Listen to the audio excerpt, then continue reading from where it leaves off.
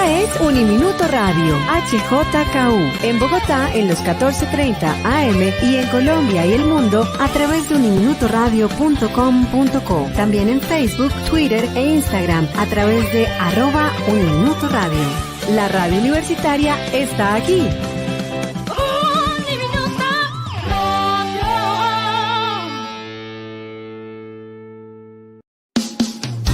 Uniminuto Radio presenta El Puente. Hola, ¿qué tal? Bienvenidos al Puente, un escenario donde se integran diversas voces. Un espacio de diálogo, creatividad y encuentro.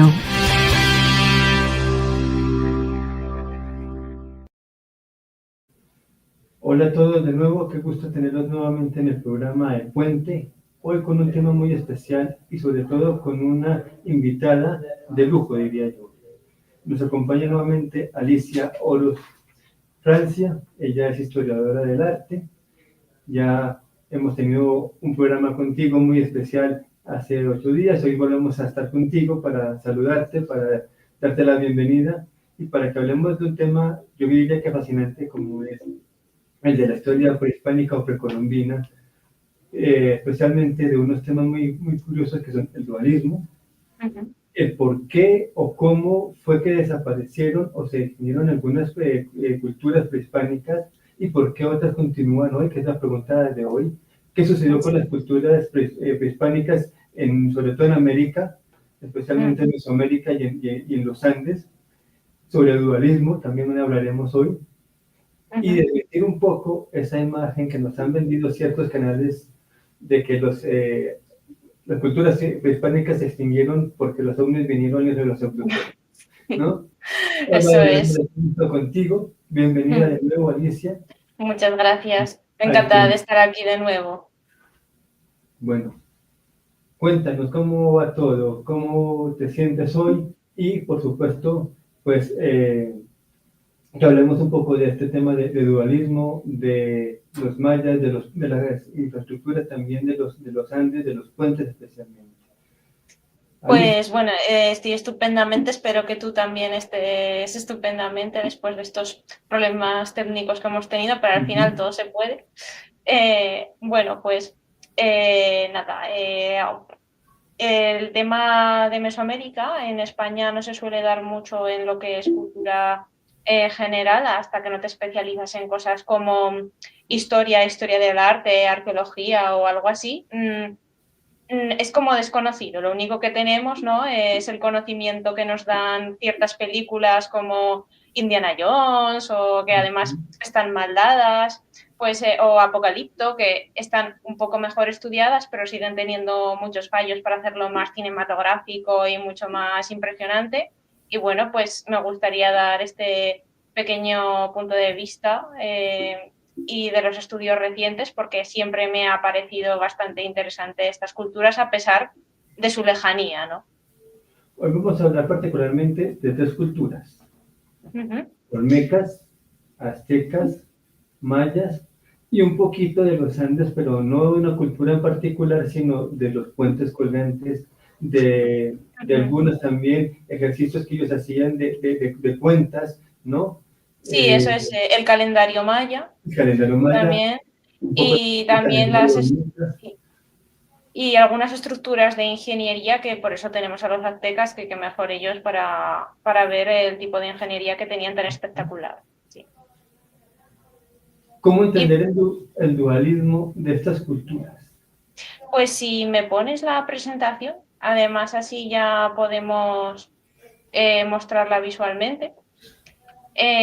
Bueno, primero de todo, para hilar esto todo un poco y antes de responder al dualismo, quiero poner todo esto sobre tierra firme para también todos aquellos que solo han visto, digamos, estas culturas en el Discovery Channel o en el History Channel, de todo esto que has comentado de ovnis, ¿no? No sé si alguien de aquí, si en el chat o lo están viendo en YouTube en directo, han visto este tipo de programas donde se meten.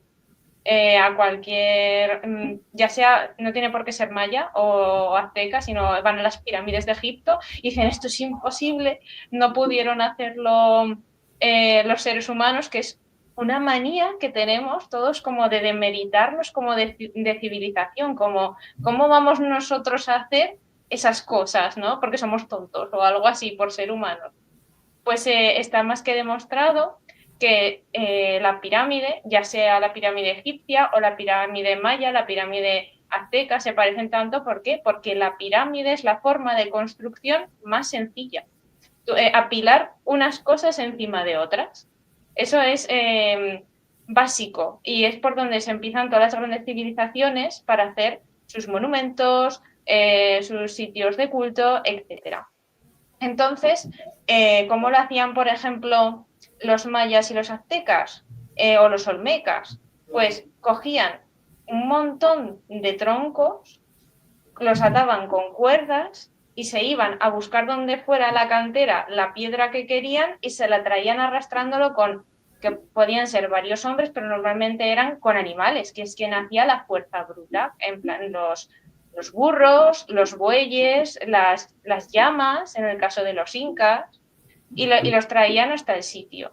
Por eso no lo hicieron los ovnis, lo hicimos nosotros mismos poco a poco y con mucho empeño. Así es. Exactamente. Otro tema relacionado con esto y que ahora vamos a empezar a ver, lo del dualismo, se ve desde las pinturas rupestres, que ya terminando de desmentir lo anterior de los ovnis, vamos a hablar también de las pinturas rupestres cuando dicen que aparecen señores raros y altos, ¿no? Como los señores grises, que suelen... Tú igual también, Jorge, has oído hablar de ellos, de que, ¡guau! Esta pintura es tan alargada y es tan cabezona que eso tiene que ser un alien. Si ustedes vieron en la diapositiva anterior aparecía un señor, ¿no? Todos sabemos quién es él, ¿no? Él es de origen griego y se ha inventado esto de los alienígenas ancestrales, ¿no? Que vinieron y que hicieron un ejercicio aquí de mezcla con las civilizaciones antiguas, ¿no? Y esa es su teoría. Y eso lo ha sacado a producir libros y revistas y artículos y hace un programa que le tiene un canal especialmente, ¿no? Pero lo que tú dices es cierto. No es una invención o una creación extraterrestre, alienígena, fuera de este mundo, sino que hemos sido nosotros, los seres humanos, quienes hemos podido desarrollar este tipo de tecnologías para hacerlo. Que nos cueste, sí. Eso es. Hay gente que ha dicho, es que ni siquiera cabe el filo de una navaja de afeitar por medio de los ladrillos de las pirámides. Bueno, es tecnología. ¿Cómo sería preciso el corte que ni siquiera eso se puede hacer, ¿no? Eso es. Pero no es que sea con láser ni con alienígena. Es más, te diré, hay láseres de hoy en día que como cortes un poco mal ya las has jodido porque ya no cabe. Mucha tecnología y todo lo que quieras, pero al final a veces tanta precisión acaba fallando. Es lo que pasa ahora con algunas construcciones que no se hacen para durar, sino que se hacen con una obsolescencia programada para que tengas que volver a hacerlo y volver a gastar. Porque ahora las pirámides mayas y aztecas han llegado hasta nosotros a pesar de todo su uso y de tanto tiempo, porque antes sí que se hacían para durar, porque no te gastabas media vida construyendo algo para que luego se cayera. Pues se le ponía más empeño, es por eso que ha durado, no es porque sea una tecnología de otro mundo. Eso es. Eso es así, de acuerdo. Así dime. Y por la importancia que tenía el lugar, ¿no? Eran tumbas, eran lugares de culto, entonces también tenían que perdurar, ¿no? Antes, por ejemplo, en el caso de las pirámides mayas, dependiendo luego cómo fueran las instancias, podían ser o simplemente el lugar de culto de rituales donde luego también se llevaría a cabo sacrificios, que sí, eso sí que es verdad, que no tenía demasiada manipulación dentro más que lo que hiciera el chamán, pero no se hacía vida. Pero lugares como los observatorios de los mayas, donde sí que tenía mucho uso porque se utilizaba todos los días, eso aún ha perdurado aún más entero, con los jeroglíficos dentro intactos, algunos con pinturas murales muy, muy llamativas todavía. ¿Por qué? Porque se hacía con uso para perdurar y nos ha llegado mucho mejor que algunas pirámides que por dentro están desastrosas. Y bueno, y algunas igual las vemos muy enteras, pero porque se han llevado a cabo técnicas de restauración. Así es. Aquí tienes tú unas imágenes muy interesantes de dos lugares distantes geográficamente, atravesados por el Atlántico, como es Altamira en España, sí, y Chiribiquete aquí en Colombia. Eso es. ¿No? Aquí venía yo a seguir desmintiendo las teorías, porque no solo aplican la arquitectura de guau, qué bonito lo hemos hecho, sino como que se busca falsas pistas sobre los supuestos astronautas o alienígenas ancestrales en este tipo de pinturas. ¿Por qué? Porque como no las entendemos del todo o nada, nos inventamos a decir cualquier cosa que se nos pase por la cabeza, y luego cuando explique un poco la mitología maya, que ahí hay gente que sí es muy creyente de los ovnis y de los Anunnakis, va a estar entrelazando cosas, y esto explica todo, ¿no? Pues pasa lo mismo con las pinturas rupestres. ¿Por qué? Porque vamos a comparar ahora mismo dos tipos de figuras. Aquí arriba vemos los bueyes de Altamira. Aquí también quiero hacer un hincapié en cómo se descubrieron las dos cuevas, que fueron de unas dos formas muy diferentes, y las dos tuvieron polémica de cómo se descubrieron. Vamos primero, para cerrar el tema de los ovnis y los alienígenas ancestrales, con las formas. Esto de aquí son bueyes, ¿vale? Lo que se supone en Altamira, lo que estamos viendo es que son o escenas de caza para enseñar a otros a cómo cazar. En plan, se teoriza últimamente, los últimos estudios, que son escenas que ya han vivido cazadores, que ya han ido a cazar, y les están poniendo como un ejercicio práctico a los jóvenes que van a aprender a cazar, de si tienes aquí 3 bueyes, o 3 bisontes, y aquí hay 3 personas a cada lado, ¿cómo deberíamos actuar para cazarlo? Porque solo hay que cazar uno, no hay que cazarlos todos. Cómo actúa la manada, cómo corren, lo que te puede pasar. Por eso hay bueyes que salen embistiendo a otros humanos, etcétera. Es decir, que más que ser la representación de lo que ellos vivieran como un acto artístico, es más bien un acto práctico de cómo poner situaciones. O sea que tú estás sugiriendo que Altamira era un salón de clase. Era un poco de todo. Y estamos ante un tablero donde un poco es la idea, por lo que te entiendo. Podría ser, eso es una de las teorías.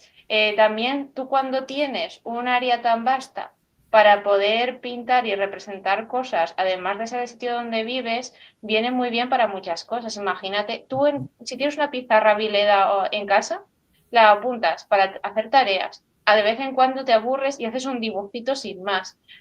Otras veces es una lista de lo que te hace falta para ir a la compra. Otras veces, pues aquí también puede ser un uso, es un multiuso, es una pared multiusos, es para dar clase, para ser también el sitio del arte. Las manos que quedan en Altamira de cómo se dibujaban, puede ser que sea como lo que nosotros utilizamos para medir la cabeza a los niños en casa, con el lápiz en la pared, que sea también de cómo va creciendo el niño de la mano pequeña a la mano grande. Y hay muchísimas, porque también antes los niños se morirían, o sea, habría mucha más mortalidad antes que ahora. Entonces hay muchísimas manos, no porque haya muchísimos niños, sino también porque eran muchos niños que se iban muriendo y pocos los que iban creciendo. Es más, hay como un porcentaje mayor de manos bastante más infantiles que adultas, porque no todos llegaban a la edad adulta, pero eso es una teoría también, porque como no había nada escrito,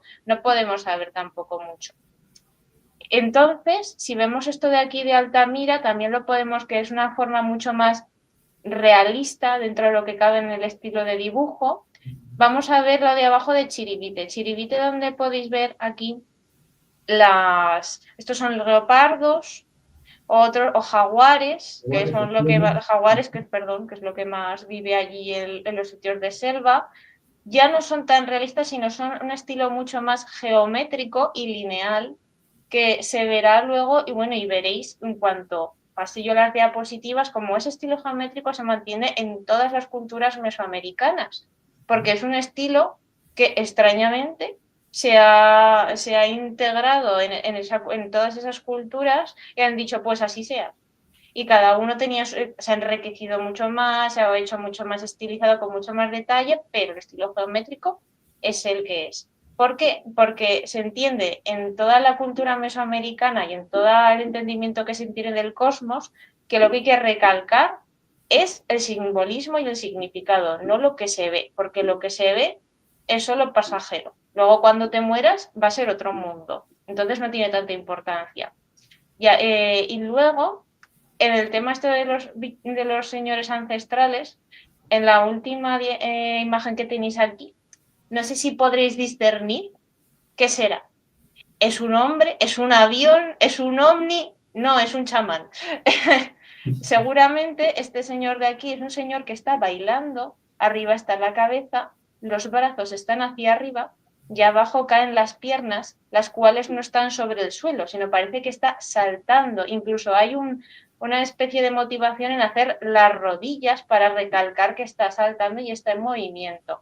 Y lo que tiene alrededor son pieles que se ponen y se pondrían los chamanes para hacer cuando entran en éxtasis después de tomar drogas, para entrar en trance, etcétera, y bailan, que puede ser para bailar, para enterrar a un ser querido o alguien importante de la tribu, para dar fuerza en la batalla antes de ir a pelear o para bailar ante que han ganado esa batalla. Y luego por dentro hay unos monos porque van a 4 patas y tienen colita de monos. Esto viene, que luego veremos que la entidad del mono tiene como una especie de representación muy cercana con los humanos, pero como a un nivel inferior, no como dioses, sino como unos seres que están detrás de nosotros, pero tampoco dicen que los monos sean nuestros descendientes de una manera, en plan, no sabían que existía el Homo sapiens, el Homo erectus, como ahora lo tenemos determinado ni nada de eso, pero ellos en su fuero interno, como cultura, en los olmecas, en los mayas y en los aztecas, vamos a ver que en las mitologías existía una correlación con el mono muy directa, que luego aquí ya lo tenemos de una manera mucho más científica, pero ellos lo tenían ya de una manera incluso espiritual. Y no son aliens, ¿veis? Es un chamán. Esto de aquí es un chamán, chicos, que está estudiado. Muy bien. Y luego perdón, sí. Sí, no, lo que tú dices es cierto, ¿no? Esas interpretaciones que se dan a veces son confusas, ¿no? Desafortunadamente no hay escritura, o muy poca, o un tipo de escritura que hasta ahorita se está descifrando qué es, como la de los olmecas, y después tenemos ya con los mayas, pues el famoso Popol Vuh, ¿no? Que es una forma un poco más clara de escritura que se ha podido traducir ya al castellano o al español, pero muy tarde. Y con una interpretación también de otra cultura, ¿no? Eso es. Además, sí, dime. Entonces eso pues genera un poco de distorsión del mensaje real, ¿no? Todos sabemos que traductor, en algunos, esa palabra que viene del latín, que quiere decir también traicionero, ¿no? El traductor es un poco un traicionero, ¿no? Porque a veces hay palabras que no las tenemos en nuestro idioma, que toca adaptarlas al idioma del traductor o de quien está haciendo la interpretación, y bueno, eso genera también dificultades. Esto todo hay que cogerlo con pinzas. Además, lo que quería comentar era cómo se descubrieron las dos cuevas, que las dos tuvieron bastante polémica. La primera de Altamira fue descubierta en 1875 por un señor que se pensaba que era un pastor, pero que no era un pastor. Sí que tenía pastoreo de ovejas, pero era un historiador que se dedicaba a ir a sitios, o sea, él se había especializado en arte antiguo, iba a París, iba por Europa, por todo lo que se podía ir a las convenciones que se estaban comenzando a hacer, las expos mundiales, etcétera, para saber los nuevos descubrimientos históricos que se hacían, porque ya era en la época de, uy, ¿qué es esto? ¿Será un dragón? No, y empezaron ya los estudios de los huesos de dinosaurio, las primeras teorías darwinistas que causaban tanta polémica con la Iglesia, etcétera, etcétera. Todo eso ya había empezado, ya había arrancado, y aquí nos encontramos que él ya sabía, ya había encontrado, no su hija, que como mucho se cree incluso en la película, si alguien ha visto la película de Altamira, película española, no es como dice exactamente la película, sino que él ya había ido pastoreando a sus ovejas, había visto en esas cuevas que están por el norte de España, para quien no sea de allí, unas especies de retazos rojos, pero no tenía muy claro lo que era. ¿Qué pasa? Que un día cuando fue con su hija a pasear por ahí para enseñarle, la niña que iba con el lamparón de yesquero, que no era una bombilla, era de fuego, era químico. Iba por ahí y ella, que era bastante más bajita, tenía una posición hacia el suelo diferente a la de su padre. Entonces, si alzaba la cabeza, le podía ver todos los dibujos y las formas y le dijo, papá, bueyes. Y entonces el padre miró hacia arriba y al principio, con su posición más alta, la perspectiva le dejaba ver como rayones o manchurrones rojos, pero entonces se agachó al nivel de su hija y con ayuda de la lámpara pudo ver las formas de los bisontes y dijo, onda, estos sí que son dibujos. Entonces, es un descubrimiento bastante entrañable, aunque luego el pobre tuvo muchísimos problemas, la Iglesia le tachó de hereje, le dijeron, porque bueno, ya de por sí no querían creer en nada de esto darwinista, pues imagínate, encima había más pruebas, no gustaba, ¿no? También tuvo problemas con propios académicos de la época porque decían que algo tan bueno, de una calidad tan buena, que lo había hecho él, o lo habían hecho a lo largo de los años gente que había escapado de guerras y tal, y por divertirse lo había pintado. Pero claro, y encima había un cierto desprecio por España, porque ya había caído Filipinas, el último imperio que tenían en todos sitios, entonces se había quedado en nada.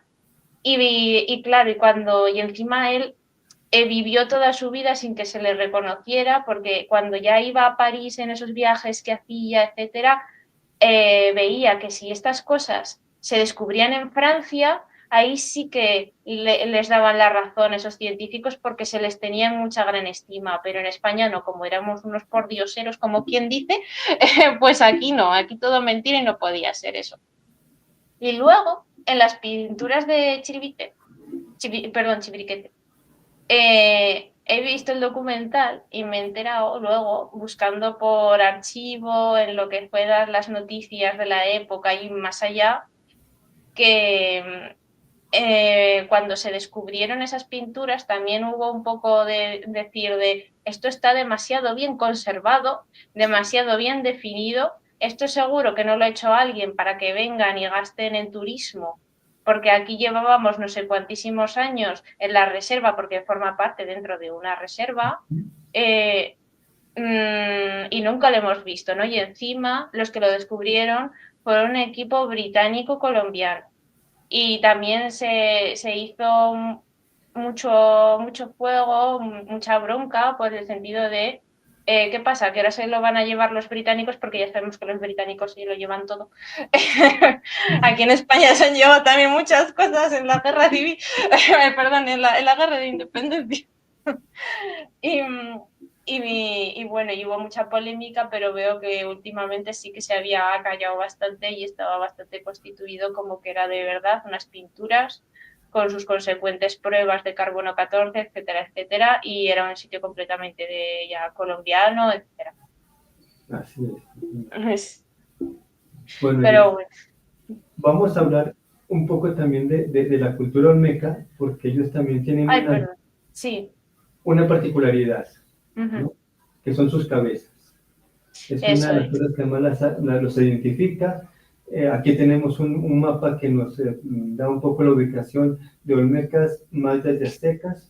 Ustedes lo pueden ver allí en pantalla. Cuéntanos un poco de ellos, de los olmecas. ¿Qué pasaba con ellos? ¿Cómo hacían sus Sí. obras? Que aquí las tenemos también Mm. en pantalla. Pues veamos, los olmecas es una de las culturas más antiguas que hay en toda Mesoamérica y de las que más se tiene en registro, y además hasta el siglo XIX no se sabía de su existencia realmente, son bastante nuevos, por así decirlo. Comenzaron a florecer en el año 2000 a.C. y decayeron completamente en el año 1000, aunque decaer, yo esto siempre lo cojo con pinzas porque realmente lo que pasa no es que desaparezca una civilización, sino que se reduce mucho su población y luego se disemina en otras y son absorbidas, son fagocitadas y se transforman. Lo que, como tú bien dices, lo que más nos llama la atención de esta cultura son las caras gigantes de piedra, que solo se han encontrado 17 y están en ventas. También hay en Tabasco, pero creo que en Tabasco no son de allí, sino que también fueron medio robadas a otro sitio, pero bueno, eso ya es polémica para otra parte, porque si no, no acabamos el vídeo. Estas caras tampoco son ovnis, no son tampoco señores ancestrales. Como no hay escritura de esta cultura, solo hay edificaciones y esculturas de piedras como estas, no sabemos exactamente qué podrían ser. Pero según dónde estaban situadas y cosas que voy a decir más adelante, seguramente eran jefes caudillo, porque parece ser que al igual que Japón tuvo un gran periodo de shogunato, donde el poder era una cabeza militar, aquí el gran jefe era un jefe militar, un caudillo o un cacique. Que son grandes guerreros que a lo largo de... O sea, no es... Para que nos hagamos una idea, luego vamos a ver los mayas y los aztecas, que sí que son descendencia como de realeza, eran emperadores, eran reyes y pasaba de generación en generación. Aquí no, aquí te lo tenías que ganar. Aquí las caras gigantes, pues siempre vamos a ver una especie de casco, que también puede ser que participaran en el juego de la pelota, porque sí que ya había ha habido unos descubrimientos donde que ya se jugaba al juego de la pelota. Fijaos si es antiquísimo este juego. O también pueden ser cascos de batalla. Los rasgos, siempre vamos a ver rasgos muy condicionados de ojos rasgados, nariz chata, bastante grande, y labios gruesos. Según la persona, según la cabeza, digamos, van a ir cambiando, y además sabemos que ha habido, o probablemente haya habido algún golpe de estado dentro de en algún momento de esta civilización, porque se han encontrado con rayos X y otras pruebas que antes había una cara, antes que esa. O bien lo reutilizaban, cosa que sería un poco extraña, porque sería como decir este señor no ha existido, vamos a olvidarlo. Por eso se cree más bien que es algo forzado, ¿no? Que ha caído uno, ahora hay otro y le digan, de ese vas a, porque no son todas, de ese vas a borrarle la cara y vas a poner la mía encima. ¿Y cómo se hacía esto? Bueno, pues para eso tenemos que saber cómo se hacían estas caras gigantes y cómo demonios se traían. Pues lo que se hacía era coger rocas de canteras bastante alejadas con el proceso que ya hemos dicho, se ponen troncos con cuerdas, pones las piedras que necesitas y con bueyes y personas vas arrastrando hasta llegar al poblado, y ahí la dejas ya en el sitio porque ya pesa, no la quieres mover más, la dejas en el sitio donde la vas a querer poner y como ellos no tenían instrumentos de metálicos, lo hacían con unas piedras más duras para poder incidir en la piedra y con arena abrasiva para poder hacer los moldeados de la cara, la nariz, la boca, etc. Es bastante interesante y seguramente haya bastantes más cabezas por ahí perdidas por la selva, porque puede ser que no solo estuvieran las ciudades, sino que estuvieran, al igual que esculturas japonesas importantes había antes, indicando los caminos, y también en religión cristiana hay también ciertos cristos o representaciones de cristos por los caminos, aquí también hubiera cabezas gigantes en algunas esquinas y entonces estén perdidas y absorbidas por la selva. También es posible que algunas estén destruidas.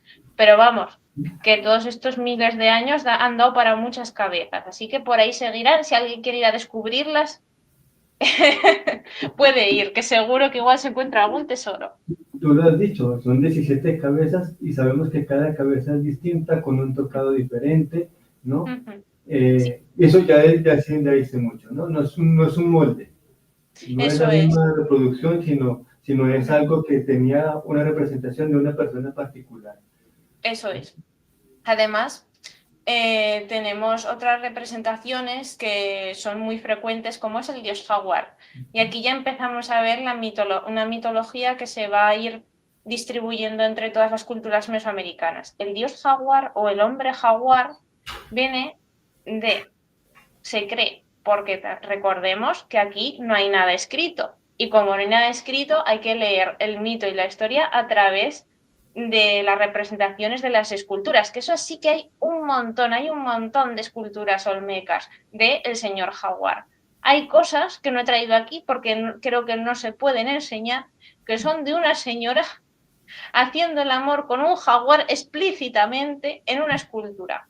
Eso nos quiere decir que el mito diría que en algún momento la señora o diosa o chamana se acostó con un dios jaguar o un jaguar salvaje y de ahí nació el hombre jaguar. El hombre jaguar lo llamamos así porque es una persona con una piel encima no como si fuera un Hércules porque no va atada, sino que forma parte como si fuera un hombre lobo en Europa, vamos a decir. Pues ahí tiene mitad jaguar, mitad persona, lo que nos indica que sería una especie de o semidios, que luego sí, que en las culturas mayas o olmecas hay un dios jaguar, que ahora mismo no puedo decir el nombre porque para mí esos nombres son impronunciables. Yo sé decir Tenochtitlan y poco más. Este dios jaguar que veremos luego es el dios de la verdad, que los chamanes antes invocaban en los juicios para asegurarse de que el que está siendo juzgado no va a mentir, porque el dios jaguar tiene un espejo donde ve si miente o no, y si miente lo maldecirá ahí enfrente de todos, y si no miente, pues ahí se quedará tranquilamente, ¿no? Pues el dios jaguar es una cosa muy recurrente. Y luego también en la conquista española había un hombre que era el hombre jaguar, que era muy temido por los españoles en el momento de la conquista, porque iba por ahí matándolos porque era una bestia de hombre, porque debía ser muy fuerte. Decían que era el nuevo dios jaguar que había venido a salvar a nuestro pueblo, etcétera, etcétera, y ganó muchas batallas, de hecho. Quiero decir, esta representación es muy antigua y se ha conservado hasta el 1500 y pico. Y pareciera que fuera algo muy común en las culturas americanas, ¿no? Sí, eso es. En diferentes culturas, no solo en la olmeca, sino también en la región andina también existe la figura del jaguar. Claro, es el animal representativo, el animal más fuerte, digámoslo así, de nuestro territorio, como el emblemático, ¿no? Entonces eso también generaba un poco de cercanía y de respeto por la figura del jaguar. Eso es. Y para acabar un poco con la cultura olmeca, podemos simplemente referirnos al jade y a los tronos de pesadilla. Tenemos tronos, eso que veis ahí, es que el trono no nos lo tenemos que imaginar como el trono de hierro, de Juego de Tronos o los tronos europeos. Antes aquí el trono era un gran banco de piedra que era de una sola persona y que era trono porque está ricamente adornada. Aquí mismo estamos viendo simplemente cómo lo están sujetando dos personas, pero hay en algunos donde salen caras, salen manos como intentando coger, porque seguramente el cacique tenía alguna conexión con el inframundo, porque luego veremos que se le tenía gran temor a los dioses del inframundo y tenían cierta relación en algún momento con los señores de la realeza o bien con los chamanes, que también tenían un gran poder en las sociedades mayas y aztecas. Aquí pues simplemente, este no es de pesadilla, este que he encontrado, pues este es más modesto, ¿no? No quiere infligir tanto miedo a sus súbditos, pero es para que sepáis simplemente que los tronos eran así. Es verdad que puede ser, porque luego veremos que en las culturas mayas y aztecas estaba todo pintado, todo era colorido, no era... Es igual que nos pasa cuando recordamos los griegos y los romanos, que nos parecen que son mármoles todo blanco, no eran blancos, simplemente la pintura se va, se pierde durante pocos años y si no se restaura se te va a quedar como el mismo material el que era naturalmente. Y en este caso nos ha quedado la piedra, pero seguramente estaría colorida. Y el jade es algo que también se ve en todas las culturas mesoamericanas porque eran el material preciado que hacía la conexión también al inframundo y a la divinidad. Por eso se hacían muchos enterramientos con máscaras de jade o los cuchillos rituales para hacer los sacrificios eran de jade también. Así es. Así es. El jade era usado también para herramientas de caza, de herramientas como tal en general, ¿no? Hachas y demás. Sí, eso es. Así es. Por su resistencia. También. Y porque era precioso, porque era bonito y era raro. Cuanto más raro es, más preciado es. Sí, señor, así es. Vamos ahora a hablar de los mayas. Cuéntanos un poco de ellos. Es una cultura también muy particular. A veces los confundimos con los aztecas y hoy vamos a hacer esa aclaración, ¿no? Porque son distintos. Por territorio, Sí, por eso es. cosas, por duración en el tiempo, por diferentes actividades también culturales que ellos tenían. Eso es. Aquí vamos a entrar un poco en conflicto también, como se nos enseña en clase. En Europa, por ejemplo, cuando se nos dicen mayas y aztecas, yo he visto que mucha gente piensa, bueno, pues será lo mismo porque son muy parecidos bajo nuestro punto de vista, ¿no? Los ropajes, etcétera, pero eran bastante diferentes en muchas cosas. Aquí vamos a hacerlo muy, muy, muy resumido, pero yo animo a mucha gente que lea, que mire documentales, lo que sea, porque es que son dos culturas tan distintas, pero que merece tanto la pena estudiar, porque son es como si fueran los griegos y los romanos, no tienen nada que ver uno con el otro. Uno copia al otro en mayor medida, pero eran bastante diferentes. Los estuvieron justo 500 años después de que desaparecieran mecas, aparecieron los mayas, que vamos a ver que tienen varias cosas bastante parecidas a los mecas. Recordemos que no es que se desaparezcan, sino es que se mimetizan. Aparecieron alrededor del 1500 y tuvieron 3 periodos. Y el periodo del que más vamos a hablar fue será del clásico, que es como el boom que pegaron los mayas como cultura, conciencia, hay la creación del calendario maya y el tardío, que vamos a explicar por qué desaparecen y no fueron los ovnis, de nuevo, no fueron ellas, fueron muchas cosas que son muchísimo más interesantes que los ovnis, lo puedo asegurar. De acuerdo, así es. Algunas cosas que tenemos que decir de la cultura maya es que tenían lengua escrita, que eran estilos jeroglíficos, ¿vale? Si alguien quiere pensar un poco en el jeroglífico egipcio, pero este era más complejo porque además dentro del jeroglífico había diagramas fonéticos, es decir, que al igual que en chino hay tonos y hay acentos. Y ahora mismo, voy a decir uno de ejemplo, por ejemplo es el jaguar, que quiere decir Balam. ¿Por qué se dice Balam y no Balam o Balam? Porque aquí este jaguar tiene varios puntos. Tiene 3 puntos aquí y otros 1, 2, 3, 4 puntos aquí. Todos estos puntos indican dónde va a estar el acento, por ejemplo.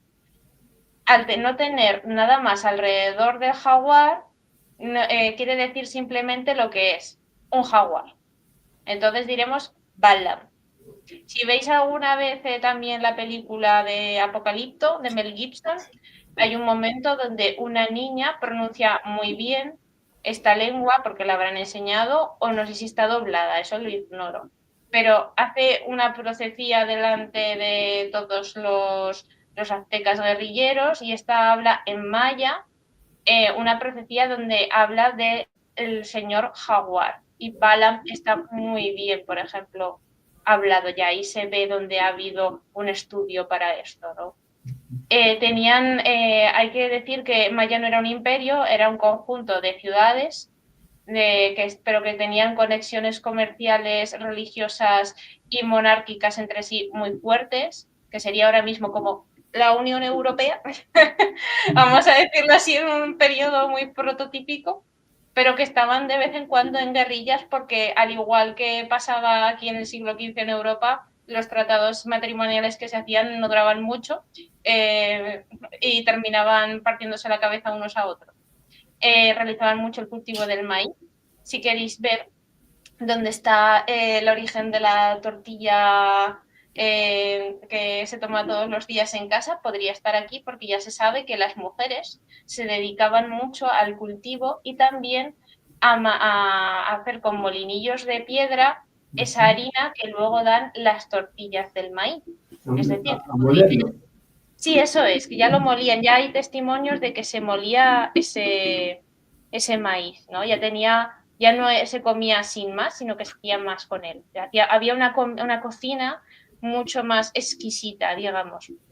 También tenían lo del comercio muy activo, pues era también comerciar con rarezas, esto que he dicho. Por ejemplo, las conchas del Pacífico, de los pueblos que vivían en el Pacífico, eran muy raras en el centro o en el otro lado, en el Atlántico. Por ello, era un comercio que ya utilizaban estos puentes colgantes simplemente para llegar de un lado a otro para comerciar con estas exquisiteces. Y estos colgantes se hicieron para incentivar el comercio entre poblaciones. Ya era por una motivación externa al propio pueblo. Era una especie de conexión entre otras culturas que, bueno, que eran muy parecidas al final. A ver. Antes de llegar al calendario, también tengo que decir que los mayas eran muy prolíficos en lo que es la observación de los astros. Tenían observatorios propios para ello, que luego no veríamos, por ejemplo, en Europa hasta el 500 a.C., o sea, mucho más tarde, con los observatorios griegos, que era también una elipse en el centro para observar por la noche los diferentes sitios de los astros y cómo se iban moviendo. Tenían también un gran desarrollo de las matemáticas y esta cosita que veis aquí, que he dejado aquí en la imagen, me parece una semilla, eso es el cero. Y el cero no se creó, los árabes no lo crearon hasta el siglo VIII. Quiero decir, el cero en números romanos no existe, por ejemplo. Quiero decir, tienen un desarrollo matemático mucho más adelantado que cualquier parte de Europa. Por lo menos que nosotros sepamos. Igual aparece un descubrimiento mañana y me callan la boca, pero de momento este es el más reciente. Hasta el momento no se han contado otro hallazgo que desmienta lo que acabas de decir.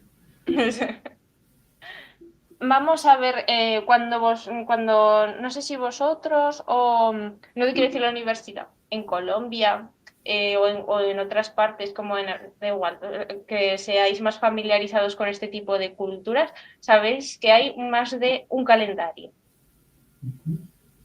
Porque aquí no se tiene ni idea. Cuando hablan del calendario maya, nosotros la imagen que teníamos simplemente era esta, que era la del sol. Pero eso no hace nada, ¿vale? Eso no es nada si no tiene el otro al lado, no funciona, no se puede leer nada. He traído una imagen donde podemos ver el funcionamiento del calendario, que es bastante complejo, porque funciona a través de 3 ruedas.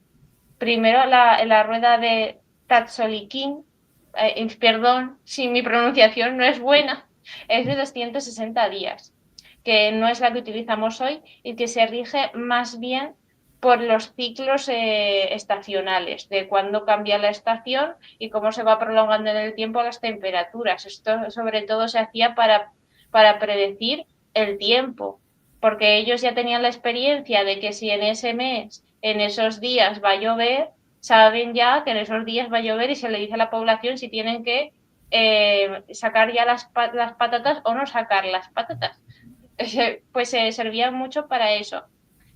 Es un sistema muy complejo que yo ahora mismo no puedo explicar porque me llevaría horas, porque os tendría que enseñar primero los tipos de glifos representativos de cada dios y cómo cada dios representa un astro diferente y por lo tanto son estaciones y meses diferentes que no se coinciden con los nuestros. Y también luego tenemos la rueda interior, que son números. Son números que primero, este está un poco mal porque aquí estaría primero la semillita, ¿vale? Para representar el 0 y luego sería por puntos. Primero es bastante intuitivo, que es un punto es 1, 2 puntos son 2, 3 puntos es 3 y luego ya las líneas son unidades de 5. Es decir, que hay hasta más de 10 números aquí para poder calcular los días del mes. Y luego por otra parte tenemos el hub, que el hub es lo que ya conocemos todos, que es, digamos, el reloj. Aquí se le llama mucho el reloj sol o el reloj del sol porque dentro está el dios Sol, que en diferentes culturas es Quetzalcóatl, pero en otras tienen otro nombre. Perdón, mi pronunciación es muy mala. No, está muy bien. Se Y nos en olvidan los aztecas y los mayas por la pronunciación, pero está muy bien. Y por otra parte tenemos aquí que ya son los meses. Los meses, está aquí, sí que es el año astronómico, que es el que ya utilizamos nosotros, que son los 365 días del año.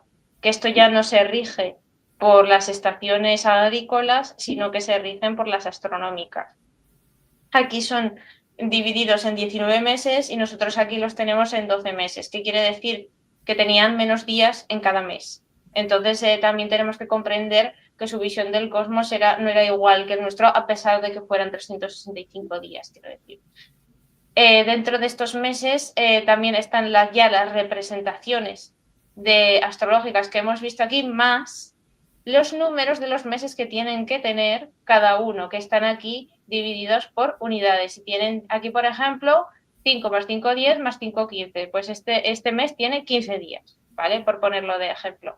Y estos se unían, estos dos, uno por fuera cada uno, porque el Tzolk'in tenía hendiduras para ir rotando y el hub tenía las esquinas que indicaban en qué mes, en qué día de cada uno estábamos situados. ¿Qué quiere decir esto?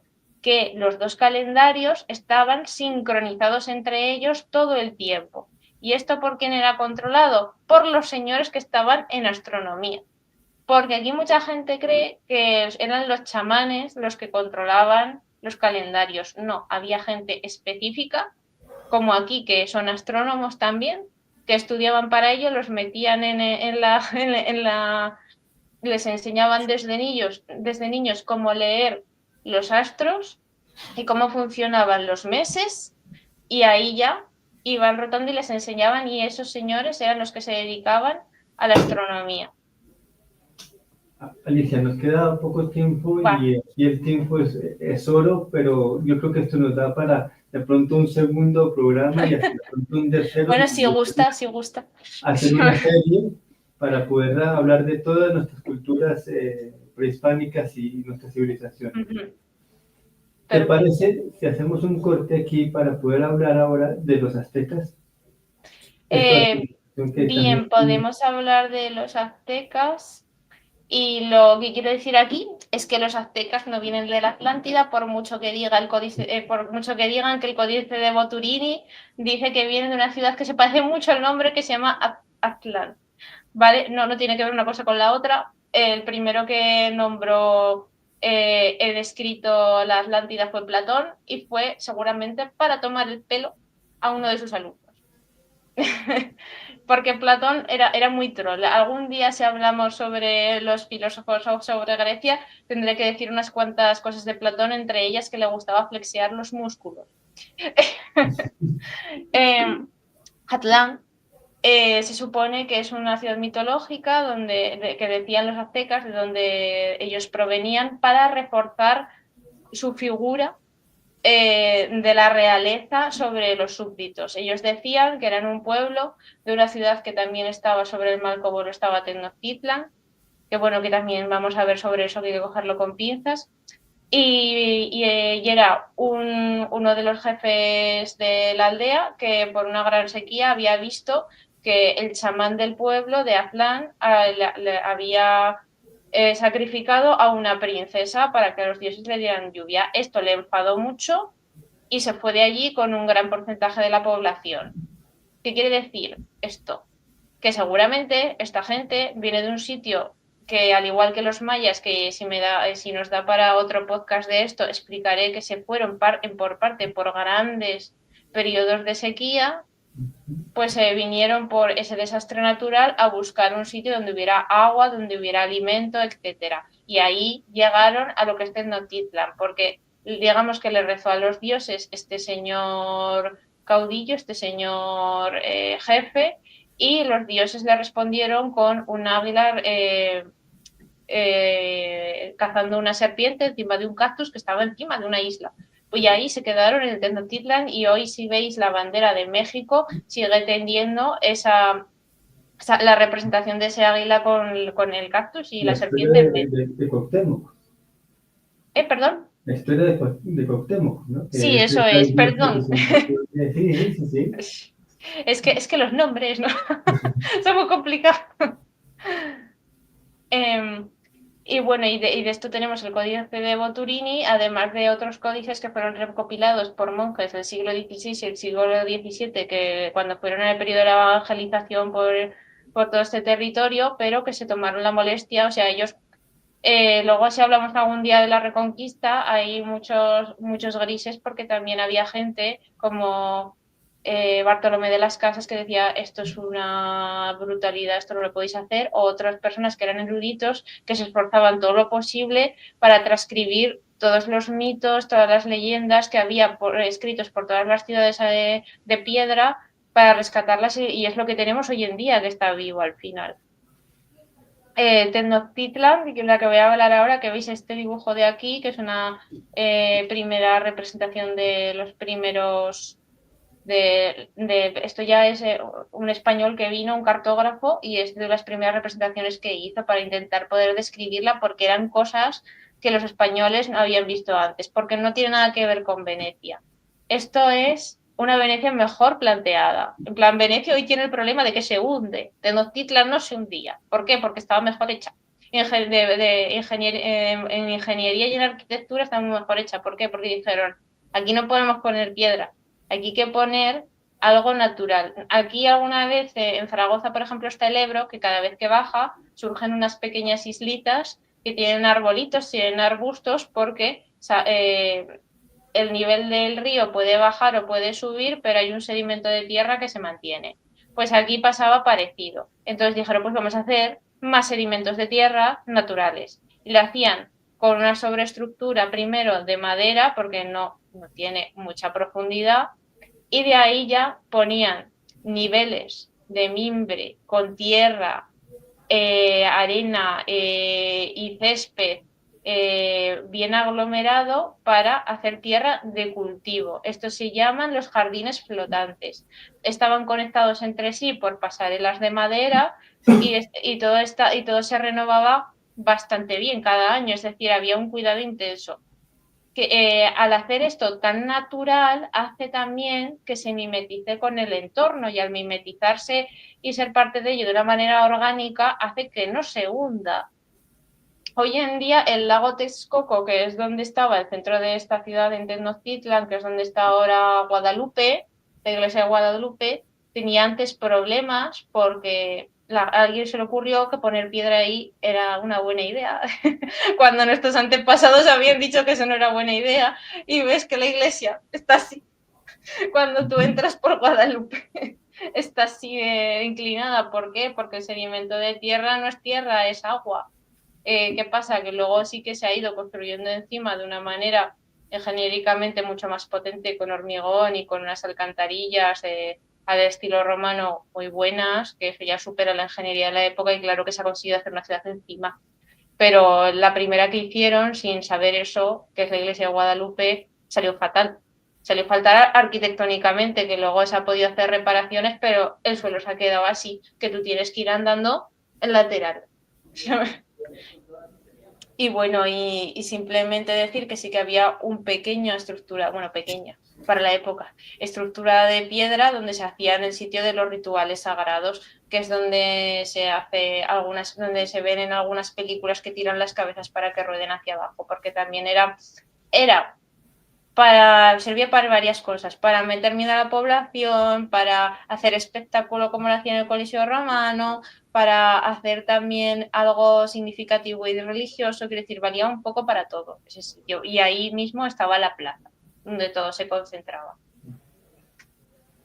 Y para acabar, porque ya vemos que vamos a acabar dentro de nada, unas curiosidades aztecas que yo veo que a mucha gente le choca, que una es la higiene.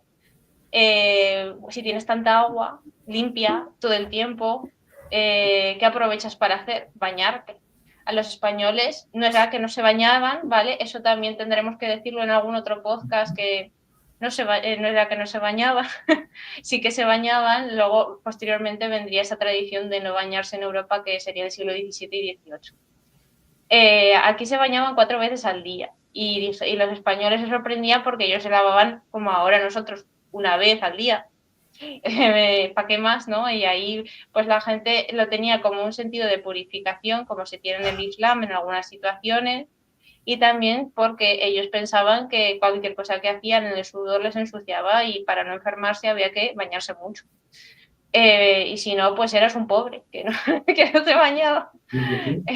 Luego también en el tema del cacao lo tenían como algo divino y que solo podían acceder a él, que se lo tomaban fumando, no comiéndolo. Eso de comerlo lo hicimos aquí en Europa y dijimos, anda, que se come con azúcar y está bueno. Pues allí se fumaba como se fumaba en China el opio o como se fumaba en el norte de América otras hierbas.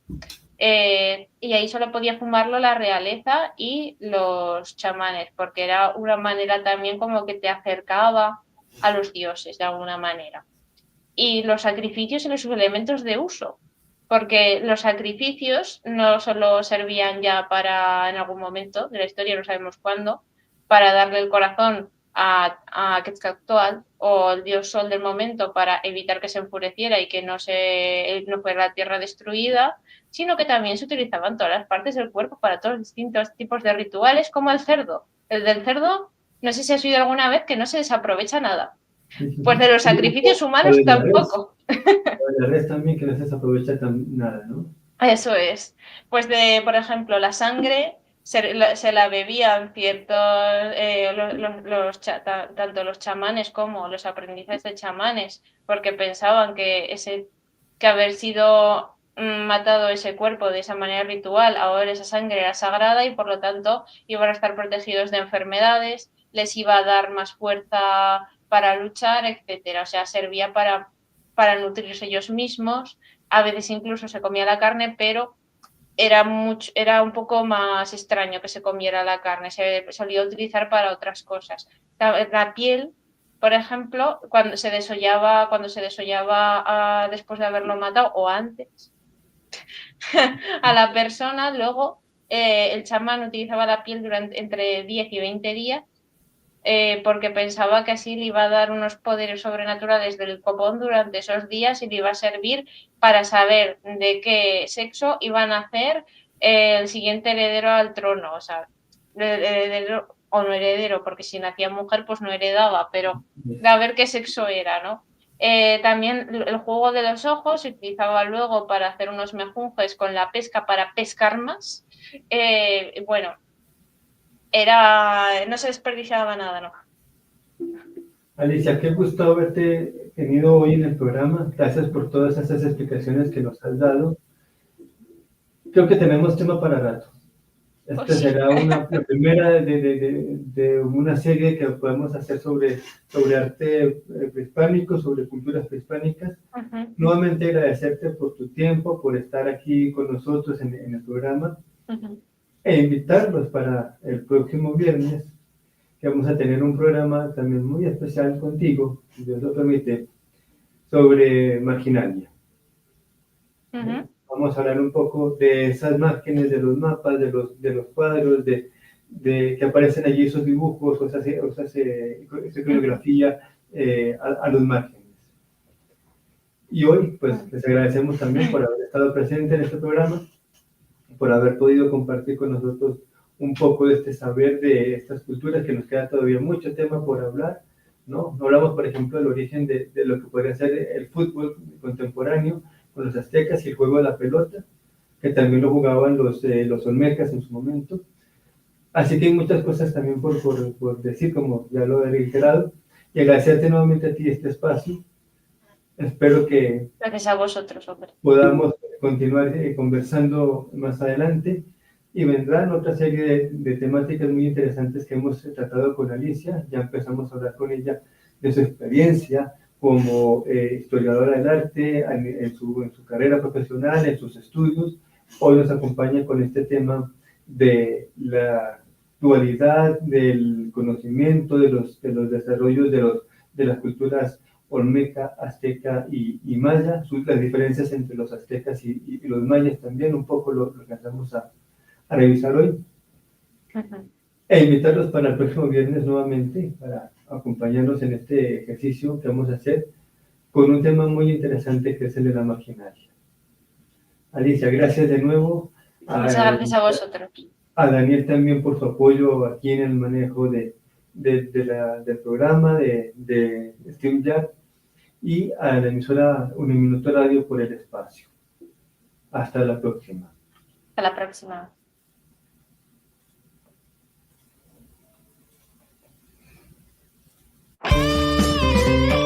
Esta es Uniminuto Radio, HJKU, en Bogotá en los 14:30 AM y en Colombia y el mundo a través de uniminutoradio.com.co. También en Facebook, Twitter e Instagram a través de @Uniminuto Radio.